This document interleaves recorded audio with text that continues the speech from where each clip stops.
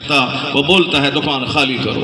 तो इसलिए बंदा चाहता है कि चलो अपना घर रहे, ऊपर में टाली रहे, ऊपर में शीठी रहे, ऊपर में टीन रहे, ऊपर में घास, अपना तो आशियाना होगा ताकि अपने आशियाने में सुकून की नींद लेंगे। कोई बोलने वाला तो ना होगा कि घर खाली करो। तो सुकून की खातिर अपना घर चाहिए, सुकून की खातिर आदमी को अपनी गाड़ी चाहिए। भीड़ भाड़ का जमाना है, कार मिले तो वाह वाह, इनोवा मिल जाए तो क्या कहना, फॉर्चूनर मिल जाए तो और क्या कहना, अगर ऊडी कार हो जाए 80 लाख की तो फिर तो मजे ही मजे हैं। लेकिन जो लोग चौक चौराहे पे बस के इंतजार में 2-2 घंटे तक धक्का खाते हैं, भीड़ भाड़ में रहते हैं, और वो जनरल बस में सवार होके बिल्कुल एक ठेलम ठेला का माहौल बना के तब वो ज़कीरिया स्ट्रीट जाते हैं, तब जाके वहाँ दुकान में सेल्समैन बन के 8 घंटे काम करते हैं, फिर वापस उसी ठेल के माहौल में आते हैं। उसकी तमन्ना होती है कि काश एक बाइक ही मेरे पास हो, नहीं रहे फॉर्चूनर, नहीं रहे इनोवा, नहीं रहे हमारे पास ऊडी कार, एक बाइक तो रहे, एक बाइक रहे ताकि मैं आराम से चला जाऊं और आराम से घर आ जाऊं। तमन्ना है, सुकून चाहिए इसलिए बाइक मिले, सुकून चाहिए इसलिए ताकि फॉर्चूनर रहे ताकि सुकून मिले। तो घर सुकून की खातिर, फॉर्चूनर सुकून की खातिर, बाइक सुकून की खातिर।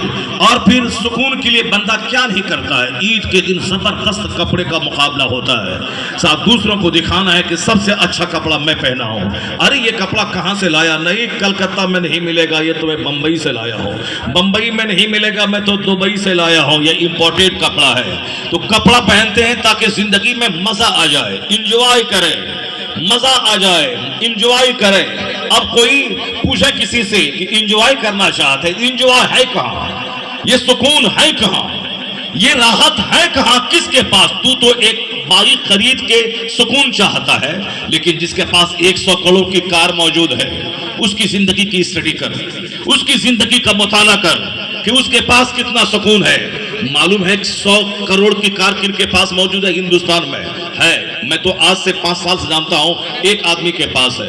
मुमकिन है कि दूसरी कार भी आ गई हो, मुमकिन है कि तीसरे लोगों ने ले लिया हो, क्योंकि आजकल क्या क्या हो रहा है कि आपके मुख अंबानी के पास क्या है सबको मालूम है, अडानी के पास क्या है सबको मालूम है, टाटा वाला भी फर्म में आ गया है, ये भी एयर इंडिया खरीदने की तैयारी कर रहा है, ये भी विस्तारा चला रहा है, यानी इसके पास भी बहुत सारे पैसे पहले के मुकाबले में आ गए हैं। अब ये टाटा है, ये बिरला है, ये जिंदल है, ये मित्तल है, ऐसा मुकेश अंबानी की कंपनी है, ये अडानी है, ये जियो है, ये रिलायंस है, इतने पैसे उनके पास मौजूद हैं कि 100 करोड़ की कार उनके पास है, 36 करोड़ का बंगला, 400 करोड़ का बंगला अपने दामाद अपनी बेटी को गिफ्ट किया है। हम तो चाहते हैं कि फूस का ही घर पंचनोग्राम में हमको मिल जाए, बाथरूम करने बाहर जाऊं, चापाकल बाहर, नल का पानी लाके घर में और खाना बनाऊं, मगर एक कम से कम घर तो रहे जो बेड लगे और जहां मैं सो आराम से, कोई भगाने वाला ना हो, ताकि जिंदगी में राहत मिल जाए। तो तुम छोटे से आशाने में राहत ढूंढता है, लेकिन जिसके पास 3600 करोड़ का बंगला है, 36 अरब रुपए का बंगला है, कभी तुमने उनकी जिंदगी का मुताला किया? अक्लमंद वो है जो दुनिया पे गौर फिक्र करे, अक्लमंद वो है जो दूसरों की जिंदगी से सबक हासिल करे, अक्लमंद वो है जो दूसरों के जनाजे में अपना जनाजा ढूंढे, अक्लमंद वो है जो दूसरों की तीजा और 40वां में अपना तीजा और 40वां तलाश करे। मगर ये जब तक दिल जिंदा रहेगा तब, वरना पागलों की कमी नहीं है समाज में, एक ढूंढने लाख मिलेंगे हर गली में, अक्लमंद करोड़ों में कोई कोई मिलेगा। इसीलिए जन्नती कम मिलेंगे तो नमाजी कम है, शरीफ कम है, मुखलिस कम है, मुनाफिक ज्यादा है, अच्छे कम है, बुरे ज्यादा है, झूठे ज्यादा है, सच्चे कम है, जलसा जुलूस में आने वाले लोग कम है, नाच गाने की महफिल में जाने वाले लाखों लोग हैं, सलीमा हाल में 3 घंटे बैठकर आंखों को ज़िना की तस्वीर से सेकने वाले बहुत ज्यादा है, मस्जिदों में 1 घंटा बैठकर इमाम का खुतबा सुनने वाला कम मिलेगा। तो इसका मतलब है कि अच्छे लोग कम हैं, बुरे लोग ज्यादा हैं, अक्लमंद कम है, गधों की तादाद ज्यादा है, जो गधे शराब पिए, जो गधे पेशाब पिए, मालूम है हिंदुस्तान का सबसे बड़ा प्रधानमंत्री था एक, जो अपने ही पेशाब को पीता था ताकि सेहत मिल जाए। बहुत सारे लोग हैं जो गाय के पेशाब, सामने मूला के पेशाब गाय का पीते हैं ताकि हेल्थ मिल जाए। कोई पेशाब पीता है गाय का, कोई ऊंट का पेशाब पीता है, कोई साहब गोबर को पाक समझ के अपने घर में पाखाना लपेट करके बोलता मेरा घर पवित्र हो गया। लोगों की कमी नहीं है, जिसके पास अकल शऊर हो बहुत कम लोग हैं, वरना बेवकूफों को अल्लाह ने इतनी दौलतें दी हैं कि हर गली कुचे में जिसके पास बोलने का सलीका नहीं है उसके पास दौलतें महक रही है। उसके पास इतनी दौलतें हैं जिसको एक जुमला बोलने का अंदाज नहीं है। जरा दौलतें देखें, उसके पास खरबों की दौलत है। मैं एक मस्जिद में इमामत करता था, मेरी मस्जिद के सामने एक आदमी के पास इतनी दौलतें थी, इतने मार्केट में दुकानें उसकी थी कि साहब देख के दंग रह जाए, मगर जब उनसे बात करें लगे जैसे कोई शराब के नशे में बात कर रहा हो। जैसे एक शराबी का स्टेशन नहीं रहता, इस स्टेशन से शुरू हुआ अब कोई स्टेशन नहीं है, वो कहां उसकी गाड़ी जाके रुकेगी। उसी तरह समाज में बहुत सारे लोग हैं जिनकी गुफ्तगू का कोई स्टेशन नहीं होता है, कहां से वो शुरू करेगा, कहां वो खत्म करेगा, बीच में कहां एक्सीडेंट करेगा, कहां किसको गाली देगा, कहां इसकी इज्जत को खराब करेगा, कोई मतलब नहीं है। जिसको बोलने का सलीका नहीं है, लगता है जैसे कोई शराबी बोल रहा हो। इतनी दौलत है कि बड़े बड़े अकलमंद दंग है। नहीं देखा आपने एक अकलमंद पैदल चल रहा है, सवारी उसके पास नहीं है, मगर एक बेवकूफ है जो गधा पे गेहूं लाद के आ रहा है। अकलमंद ने पूछा कि इस गधे की पीठ पर क्या है? बोला गेहूं। कहा गेहूं इस तरफ, गेहूं इस तरफ क्या है? कहा इस तरफ मिट्टी। कहा इस तरफ मिट्टी क्यों है? कहा गेहूं है 40 केजी और 40 केजी मैंने मिट्टी इधर डाल दिया है ताकि उसका बैलेंस बना रहे, वो गेहूं गिरे नहीं। उस अकलमंद ने बोला यार तुमने जानवर को तकलीफ दिया, तुमने 40 किलो गेहूं को बैलेंस बनाने के लिए 40 केजी मिट्टी तुमने डाल दिया ताकि बोरा गिरे नहीं, दोनों तरफ बैलेंस बना रहे। इसी 40 केजी गेहूं को तुमने 20-20 केजी कर देता, 20 केजी इधर और 20 केजी इधर, तो बैलेंस बन गया होता, तो तुम्हारे गधे को तकलीफ नहीं होती, बिला वजह की मुशक्कत नहीं उठानी पड़ती। वो बोला कि बात तो सही कर रहा है ये बंदा, ये बात बिल्कुल दिल में उतरने वाली बात है, मगर वो क्या बोला? तुम्हारी अक्ल तुझको मुबारक हो जो तुझको पैदल चला रही है, अब मेरी हिमाकत बेवकूफी मुझको मुबारक जो मुझे घोड़े और गधे पे चला रही है। इसी तरह के लोग समाज में मिलेंगे। बेवकूफों से कहें पढ़ो लिखो का, पढ़ लिखने के बाद क्या होगा? बगैर पढ़े हुए खरबों का घर है, अब पढ़ने वाले लोग किराए के घर में रहते हैं, पढ़ने से क्या होगा? लोग दौलतों की वजह से दूसरों को अक्लमंद समझते हैं, मकान की वजह से लोग अपना ईमान बेच डालते हैं, तो वह मकान की खातिर लोग अपना ईमान बेच डालते हैं, वक्ती लज्जतों की खातिर कयामत की जो दायमी राहत है उसको ठोकर मार देते हैं। दुनिया का 100 साल 1 मिनट है अल्लाह के नजदीक, मरने के बाद जो दुनिया है वहां का एक दिन 50,000 साल के बराबर है। हुजूर फरमाते हैं तुम में से कोई अपनी उंगली समंदर में डाल दे, फल यनजुर बिमा तरजा, फिर वो देखे कि उंगली कितना पांव के लिए कितना पानी लेके लौटी है। क्या मतलब? समंदर में उंगली डालो तो 4 कतरे पानी रहेंगे। तुम्हारे पैगंबर जिसका तुम कलमा पढ़ता है, हम कलमा पढ़ते हैं, नबी है जो सबसे बड़े मुअल्लिम, सबसे बड़े अकलमंद, जो सबसे बड़े रिफॉर्मर, जिनका कोई जवाब दुनिया में नहीं है, जिसका कोई जवाब न था न है न कयामत तक मिलेगा। यूरोप का दानिश्वर जिनकी तारीफ में कहता है I can not find any other man in history like Muhammad, मैं पूरे मानव इतिहास में मुस्तफा का जवाब नहीं पाता हूं। उसी यूरोप का दानिश्वर कहता है all these magnificent rules all standards by which human greatness may be measured is anyone greater than he. ये हिंदुस्तान का लुच्चा लफंगा क्या बोलता है पैगंबर के बारे में, उस पर कान धरने की जरूरत नहीं है। जो सारी जिंदगी नापाक रहता है, पाखाना धोने का जिसको ढंग मालूम नहीं है, ये इस्लाम के पैगंबर के खिलाफ बकवास कर रहा है या इस्लाम के खिलाफ बदज़बानी कर रहा है। मैं तो तुझको नापाक समझता हूं, तेरी फिक्र नापाक, तेरा बदन नापाक, जो जिंदगी में एक दिन भी पाक नहीं हुआ, नहाने के बाद भी नापाक रहता है। हम लोग तो 4 बदना पानी लेने के बाद भी सुकून नहीं मिलता, और जो छोटी सी लोटिया में पाखाना लपेट लेता हूं उसको क्या सुकून मिलता होगा? जो सारी जिंदगी नापाक रहने वाला है, ये नापाक क्या उस पाक मुस्तफा के खिलाफ जबान खोलेगा? इस पाक मजहब के खिलाफ जबान खोलेगा? इस पाक कुरान के खिलाफ जबान खोलेगा? एक कौम मुस्लिम, तुम इस्लाम की रस्सी को मजबूती से थामे रख, तेरी कमजोरी की वजह से नापाक तेरा मजाक उड़ाते हैं। और जिस दिन तुम मजबूत बना, मुस्तफा की मोहब्बत की रस्सी मजबूती से थामा, तेरी मस्जिद आबाद हुई, तेरा मदरसा आबाद हुआ, तेरा घर सजदों से आबाद हुआ, तेरे घर से गाने बजाने ड्रामे नाचने का माहौल खत्म हुआ, पक्का मोहम्मदी तू बन गया, तो ये सारे मिलकर तेरा कुछ बिगाड़ नहीं पाएंगे। दुनिया भी तुम्हारी है, उकबा भी तुम्हारा है, अमेरिका भी तुम्हारा है, चाइना जापान भी तुम्हारा है, यानी यहाँ की सल्तनत तुम्हारी है, मरने के बाद मुस्तफा की जन्नत तुम्हारी है। कि मोहम्मद से वफा तूने तो हम तेरे हैं, ये जहां चीज है क्या लौह कलम तेरे हैं। मगर तुमने काफिरों को मौका दिया हंसने का, मजाक उड़ाने का। जब तुम पैदा करेगा 5-10 बच्चा और उसे चाय की दुकान पे गिलास साफ करने के लिए छोड़ देगा, ये काफिर तो मजाक उड़ाएगा। जब तुम पैदा करेगा 10 बच्चा, उसे पंचर बनाने के तू सड़क पे छोड़ देगा, ये काफिर तो मजाक उड़ाएगा।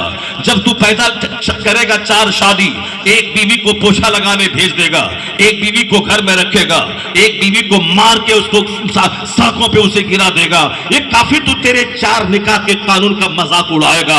हमने मौका दिया है इन्हें मजाक उड़ाने का, हमने मौका दिया है इन्हें अपनी गुर्बत का मजाक उड़ाने का। वरना तुम्हें मालूम है सलीकामंद जिंदगी, एक ऐसी जिंदगी जिसमें सलीकामंदी हो, खाने का ढंग, पीने का ढंग, बाल बच्चा पैदा करने का ढंग, बीवी को रखने का ढंग, पड़ोसी से अच्छे सलूक करने का ढंग, अगर कायदे से सिस्टमेटिक लाइफ तुम गुजारेगा तो ये नापाक तुझे देख के मजाक नहीं उड़ाएगा, बल्कि तेरी सलीकामंदी देखकर ये कलमा पढ़ के मुस्तफा का गुलाम बन जाएगा। यह बोलेगा जब नबी का गुलाम इतना अच्छा है जो गरीबी में बादशाहत का मजा ले रहा है, इसका नबी कितना बेमिसाल होगा, उसका कानून कितना लाजवाब है, वो भी कहेगा कि तुम उस ज़ाब्ते से मुझसे रूशनास कराओ जो ज़ाब्ता मुस्तफा ने तुझको दिया है। हमने इसे बदज़बानी का मौका दिया, इल्म से दूर रहकर, सजदा से दूर रहकर हम भी काफिरों की तरफ पैसे के गुलाम हो गए, हम भी दाने दाने पे रीझने लगे, हम भी नमाज रोजे छोड़कर से मकान दुकान के पीछे लग गए। इसीलिए काफिरों ने मेरा मजाक उड़ाना शुरू किया, अल्लाह ने मेरी इज्जत खत्म कर दी कि तू भी वही सोचता है जो काफिर सोचता है, तू भी वही खाता है जो काफिर खाता है, तू भी वही पीता है जो काफिर पीता है, तू भी शराब पीता है, काफिर भी शराब पीता है, तू भी झूठ बोलता है, काफिर भी झूठ बोलता है, तू भी ज़िना करता है, काफिर भी ज़िना करता है, तू भी सूद खाता है, काफिर भी सूद खाता है, तू भी ताड़ी पीता है, काफिर भी ताड़ी पीता है, तू भी चड्डी पहन के बच्चों को स्कूल छोड़ने जाता है, जबकि ये घुटना खोलना हराम था, मगर तू ऐसे रहता जैसे काफिर रहता है। तो तेरा कपड़ा काफिरों जैसा, तेरे सर का बाल काफिरों जैसा, तेरे घर का माहौल काफिरों जैसा, और तू भी रात भर सिनेमा देख के रात के 3 बजे सोता है और दिन के 10 बजे उठता है, और काफिर भी वैसा करता है। दुनिया के कौन लोग हैं जो सुबह सवेरे फजर की नमाज पढ़ने के लिए उठे? एक घर में 10 औरत है, 10 सोई है, एक घर में 10 मर्द है, 10 सोए हैं। औरतें भी टेलीविजन और व्हाट्सएप चला चला के थक के 3 बजे सोई है, वह दिन के 10 बजे उठती है। रहमत का फरिश्ता आया, वो वापस चला गया, बरकतें आई, बरकतें चली गई। सूरज निकलने के बाद, जिस वक्त वो रहमतें निकलने से पहले, निकलने के बाद आती, फरिश्ता आया चला गया। चूंकि फरिश्तों के आने के वक्त में कुत्ता सो जाता है, फरिश्तों के आने के वक्त में मुर्ग बांग देने लगता है। नहीं देखा तुमने मुर्ग 3 बजे रात में बांग देता है, वह फरिश्तों को देख के बांग देता है। उसका बांग देना अल्लाह की तस्बीह पढ़ना है। इसलिए कहा, हदीस में आया है, वैज़ा समिअतुम, जब तुम सुनो मुर्ग की बांग को, फसलुल्लाह मिन फजली, अल्लाह का फजल मांग, अल्लाह से फजल का सवाल कर, क्योंकि फरिश्तों को देखकर यह मुर्ग बांग देता है और उस वक्त में दुआ कबूल होती है। लेकिन कुत्ता रात भर हुल्लाबाजी करता है, और जब रहमतों के नुज़ुल का टाइम आया तो कुत्ता गली में सो जाता है, कुत्ता कोयले के ढेर पे सो जाता है, कुत्ता नदी नाले पे सो जाता है, बीच रास्ते में सो जाता है, और रात भर हुल्लाबाजी करता है। इस गली में, उस गली में, उस गली में, इस गली में। एक कुत्ता है तो 50 कुत्ते को बुलाया, और कोई काला कपड़ा पहन के गया तो सारे उस पर भौंकने लगते हैं, रात भर भौंकता है। लेकिन जब फरिश्तों के आने का टाइम हुआ, उस वक्त कुत्ता सो जाता है। बुजुर्गों ने कहा है कि ए मुसलमान, जरा अपने कैरेक्टर का तो जायजा ले कि तू कैसे रात गुजारता है। रात भर व्हाट्सएप में, यूट्यूब में, गंदी तस्वीरों को देखने में, एलईडी टीवी है पूरी दीवार को घेरे हुए, उस पर तमाशा कॉमेडी देखने में, और बाल बच्चों समेत बैठ के तमाशा रात भर देखता है, दिल नहीं भरता। अजान सुनने से दिल भर गया, तिलावत सुनने से दिल भर जाता है, खिताबत सुनने से दिल घबराता है, लेकिन वही एक हीरो का नाच देखने से दिल नहीं घबराता। वह कौन है जो लज्जतें डालता है? वही एक एक्टर है, वही एक तरह की फिल्मी कहानियां हैं, वही एक तरह के म्यूजिक है, वही एक तरह के डायलॉग है, उसी को सुन रहा है 40 साल से, मगर तेरा दिल नहीं भर रहा है। वहां शैतान है जो उसमें लज्जतें रख देता है। तो 3 बजे तक कॉमेडी सुनी, जब अल्लाह के फरिश्तों के आने का टाइम हुआ तो तुम सो गया। ये बता तेरा अमल किससे मेल खाता है और तेरा अमल किससे मेल खाता है? बुजुर्गों की जिंदगी को देख, ईशा पढ़ के फौरन सो जाता है, रात के आखिरी पहर में फरिश्तों की आमद से पहले उठ जाता है, और जब फरिश्ते उतरते हैं वो इस्तिगफार में लग जाता है, वो बंदा सजदे में लगता है। ये बता सजदे में रहने वाला फरिश्ता उसके फेवर में गवाही देगा, फरिश्ता उसके लिए दुआ करेगा, लज्जतें जिंदगी की वो पाएगा, ना कि वो जो 3 बजे तक व्हाट्सएप चलाया और फरिश्तों के आने के टाइम में कुत्ते की तरह सो गया। बुजुर्गों ने कहा है कि कुत्ते से तेरा अमल मेल नहीं खाए, तेरा अमल मुर्ग से मेल खाए। जिसकी रात का आखिरी पहर बेदार रहता है, समझ ले उसकी जिंदगी बेदार रहती है, उसकी तकदीर बेदार रहती है, उसकी किस्मत बेदार रहती है। तो बुजुर्गों ने कहा कुत्ता मत बन, मुर्ग की खसलत पैदा कर, ताकि तेरा दिल जिंदा रहे, तेरा घर जिंदा रहे, तेरी औलाद जिंदा रहे, तेरा दिल जिंदा रहे। और जब दिल जिंदा रहा तो सूखी रोटी खाएगा, पर बादशाहों से ज्यादा चेहरा तेरा मुस्कुराता रहेगा। उस्ताद मुस्कुराहटें जागने में नहीं, मुस्कुराहटें हुल्लड़बाजी में नहीं है, मुस्कुराहटें अल्लाह की इबादत में है, सजदे में है। तो तुम अपना अमल देख ले कि तू किसकी तरह जी रहा है, तेरे बाल बच्चे किस तरह जी रहे हैं। ये काफिरों ने ऐसे ही मजाक नहीं उड़ाया है, हमने इसे मजाक उड़ाने का मौका दिया है। आवाज आ रही है कि तू इन काफिरों को हंसने का मौका मत दे, दौलत के अंबार में सुकून मत तलाश कर। जिसके पास खरबों की दौलत है उसकी जिंदगी का मुताला कर, देख उसके पास सुकून है क्या, चैन है उसके पास क्या। और तुम जो छोटे से सुकून की खातिर नमाजें छोड़ के चाहता है कि घर बना के सुकून पाले, नहीं होगा। नमाज छोड़ के फैक्ट्री में मर जाओ 16 घंटे काम करते करते, नहीं मिलेगा सुकून। चाहे चप्पल बनाते बनाते, कपड़ा सीते सीते, दुकान जाते जाते, सामान लाते उसको बना के सामान पहुंचाते पहुंचाते मर जाओ, मगर सुकून नहीं मिलेगा। इसलिए कि जिनके पास 36,000 करोड़ का मकान है, जरा उसके मकान में कान लगा के सुन, वहां से रोने की आवाज आ रही है। मैंने सुना है कि अंबानी जी के 3600 करोड़ के बंगले में वह नहीं सोता है। पंडित जी ने बोला है कि तुम इसमें सोएगा तो तू मर जाएगा, तेरी जिंदगी को खतरा है। वह दूसरे घर में रहता, 3600 करोड़ के बंगले में उनका नौकर गुलाम रहता है। 36 मंजिला मकान, पीटर रोड पे हाजी अली के किनारे, वहां नौकर गुलाम रहता है, उसके इंजीनियर रहते हैं, उसके अमले रहते हैं, उसके स्टाफ रहते हैं, मगर वो नहीं रहता। आजकल क्या हाल है ये मुझको मालूम नहीं, मगर मैंने सुना है पंडित जी ने बोला है कैसा करेगा। ये बताएं कि 3600 करोड़ का बंगला है, मगर वह चैन से उसमें सो नहीं सकता, तो तेरे 36 लाख की झोपड़ी में क्या चैन मिलेगा जब वहां 3600 करोड़ के बंगले में सुकून नहीं है। उसी पीटर रोड पे एक मकान है जो कई करोड़ का मकान है, जिस मकान की वजह से गवर्नमेंट ऑफ बंबई ने सड़कों को टेढ़ी कर दिया और कहा था कि तेरे मकान को हटा दूंगा, इससे बेहतर मकान बना दूंगा और यहां सड़क सीधी हो जाएगी, कॉर्पोरेशन का मसला हल हो जाएगा। वो नाइटिंगेल ऑफ इंडिया, वह बुलबुले हिंद क्या बोली, मैं बंबई छोड़ के चली जाऊंगी अगर तुमने मेरे घर को टच किया। तो गवर्नमेंट ऑफ इंडिया ने क्या कहा, नहीं नहीं मैं सड़क टेढ़ी कर लूंगा, खरबों रुपए मेरा नुकसान हो जाएगा, मगर तू बुलबुले हिंद बंबई छोड़ के नहीं जाएगी, तू यहीं रह। जो पार्लियामेंट में बैठकर देशभक्ति के गाने गाते हो उसकी इज्जत का क्या कहना। जो कभी फ्रांस में सुबह और शाम अमेरिका में रहे उसकी इज्जत का क्या कहना। बगल में थाईलैंड है, तुम में से बहुत कम लोग वहां घूमने गए होंगे। बाजू में सिंगापुर है, बहुत सारे कम लोग वहां गए होंगे। बाजू में इंडोनेशिया है, आगे बर्मा, बहुत कम गए होंगे। मगर वह बुलबुले हिंद जिसका एक एक पांव अमेरिका में है और दूसरा पांव फ्रांस में है। क्या मतलब? यानी सुबह यहां दोपहर वहां। जो दुनिया के 100 के करीब ममालिक का भ्रमण किया हो।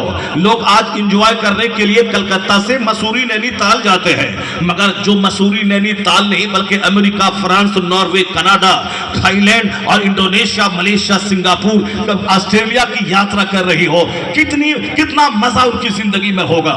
लेकिन मैं जो बात कहता हूं गौर से सुनना, खैनी में इंजॉय करने वाला, गुटखा में इंजॉय ढूंढने वाला, अपने निजी घर में सुकून तलाश करने वाला, अपनी कार में सुकून तलाश करने वाला, चाहे जैसे हो, सूद के पैसे से हो कार चाहिए, चाहे हराम के पैसे से ही मकान चाहिए, चाहे नमाज छोड़ दें जन्नत मिले ना मिले दुनिया में घर चाहिए।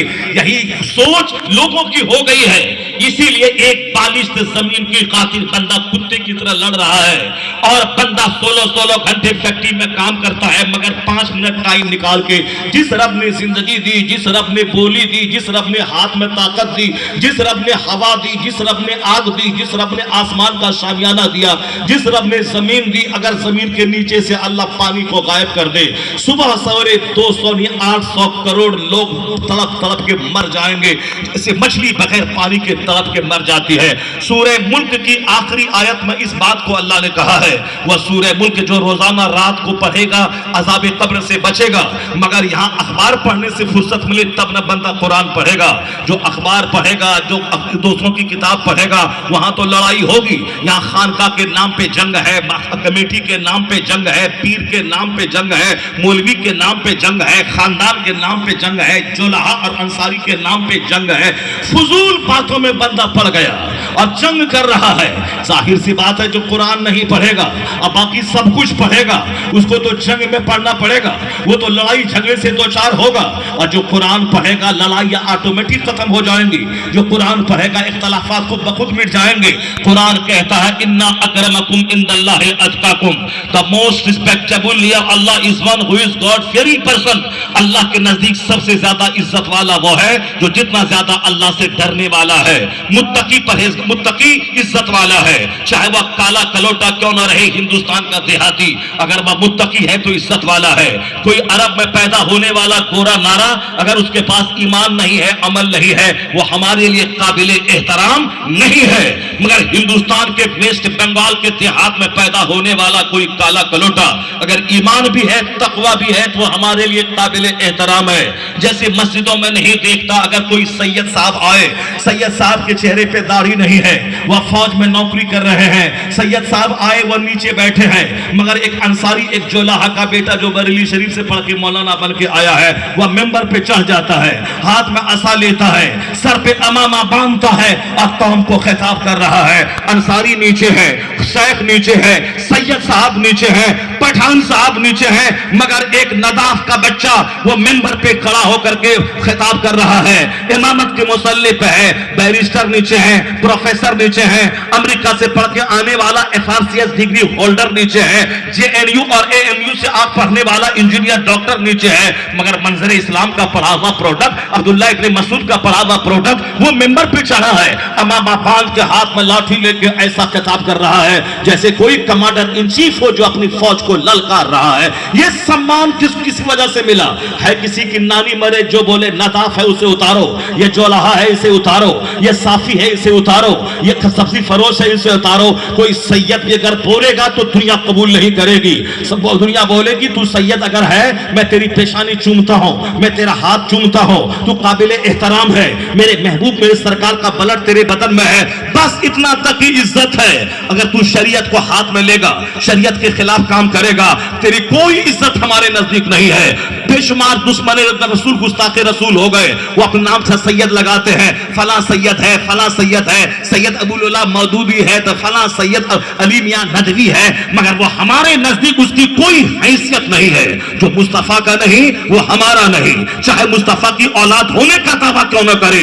उसी तरह शरीयत के खिलाफ अगर कोई तारीफ मूंढने वाला सैयद अगर बोले कि मैं मेंबर पे चढ़ूंगा, मैं खुतबा दूंगा, मैं नमाज पढ़ाऊंगा, मैं हाथ चूम के बोलूंगा, नहीं सैयद साहब आपके नाना की शरीयत में फासिक इमामत करने के काबिल नहीं है। आपका हाथ चूमूंगा, आप पीछे रहेंगे, पर एक अंसारी का बेटा मेंबर पे चढ़ेगा जो मुत्तकी है, आपके नाना की शरीयत के कानून पे अमल कर रहा है। ये कौन इस्लाम है जिसने एक साफी के बेटे को मेंबर पे चढ़ा दिया और तुम मस्जिद से बाहर निकलने के बाद बोलता है ये अंसारी है उसको वोट नहीं दूंगा, ये नदाफ है उसको वोट नहीं दूंगा, ये साफी है उसको वोट नहीं दूंगा, ये पठान है उसको वोट नहीं दूंगा। जब मस्जिद में सब एक हो गए तो मस्जिद से बाहर क्यों ये खलीज राजनीति कर रहा है? मस्जिद के अंदर एक सफ में खड़े हो गए महमूद अयाज, न कोई बंदा रहा न कोई बंदा नवाज, तो मस्जिद से बाहर होने के बाद फिर क्यों करने लगे ये फला है वो फला है,